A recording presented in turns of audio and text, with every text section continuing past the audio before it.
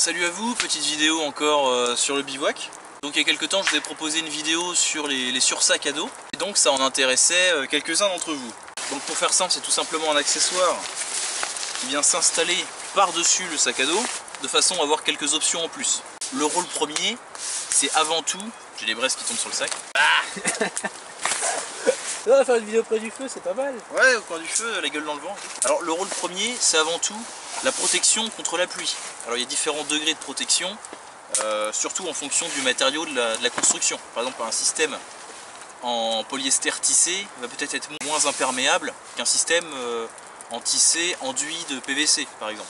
Donc la solution alternative, s'il vous manque cet accessoire là, ça va être l'utilisation d'un sac poubelle qu'on va insérer à l'inverse à l'intérieur du sac de façon à protéger son contenu. Par exemple vos vêtements de rechange, le sac de couchage, etc. Une fois bien fermé, ça remplacera, ça vaut pas un sac étanche bien sûr, mais ça protégera bien de la pluie ou de l'humidité du matin son contenu.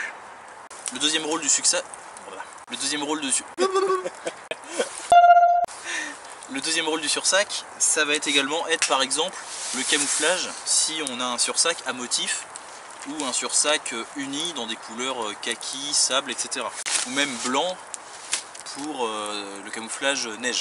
Donc ça peut être très intéressant si vous avez un sac civil, pourquoi pas dans des couleurs voyantes, et que vous décidez de passer en mode discret, en mode tactique, vous allez avoir un accessoire qui prend très peu de place et qui va pouvoir facilement s'installer de façon à être beaucoup plus discret rapidement. Il y a un accessoire assez léger qui prend pas de place dans le sac à dos, donc on va pouvoir l'installer vraiment quand on veut, à volonté.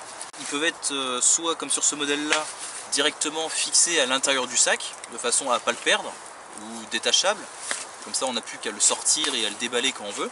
Ou à l'inverse, il peut être complètement à part et on est obligé de le prendre séparément. Alors à l'inverse du camouflage, le but du sursac à dos, ça peut être par exemple la signalisation. Souvent les sursacs qu'on va trouver en magasin spécialisé pour la randonnée ou alors pour la chasse vont être des versions orange fluo, à motif ou uni, de façon à être bien signalisés, de façon à être bien visible. Que ce soit par exemple pour vos randonnées, pour vos bushcraft en période de chasse,